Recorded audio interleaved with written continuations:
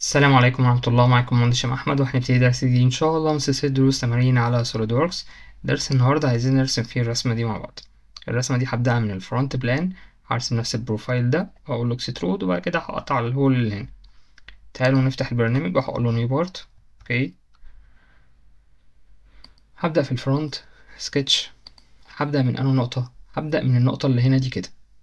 جميل، يبقى أنا كده هبدأ بلاين أفقي، وبعد كده رأسي، وبعد كده أطلع كده، وبعد كده أطلع رأسي، وامشي كده، وانزل افقي، انزل رأسي، وبعد كده همشي افقي وانزل وامشي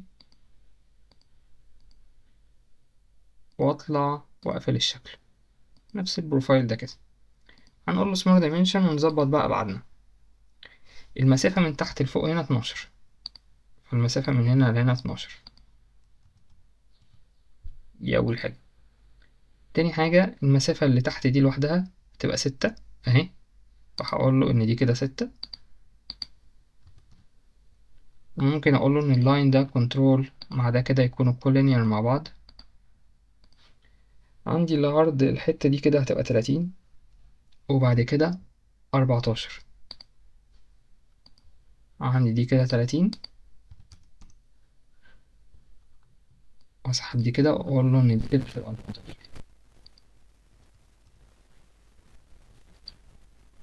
عندي الارتفاع من تحت لفوق خالص 60، من هنا لهنا 60. ايه تاني؟ الجزء اللي فوق ده كده هيبقى 7 في 17، والحتة دي كمان 7، يعني ده كده 7، ودي كده 17، من هنا لهنا 7.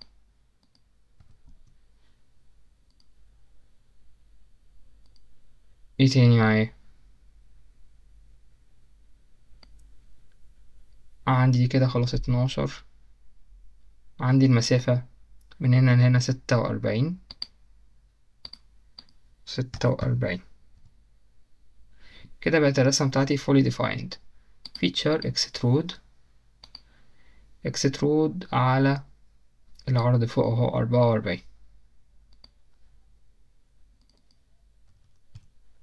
وهقول له صح.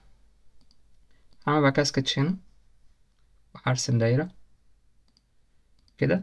هقول له ان النقطة دي كنترول مع الاوريجن تكون هوريزونتال، وهقول له ان قطر الدايرة دي 22 وتبعد 22 من ورا، يعني من هنا لهنا 22، وقطر الدايرة 22. وهقول له extrude cut، واقول له صح. لو 22 ده من ورا خالص، هاجي اقول له ايه ده سكتش كده، وامسح ال 22 دي، وهقول له بقى كده ان 22 من هنا لهنا،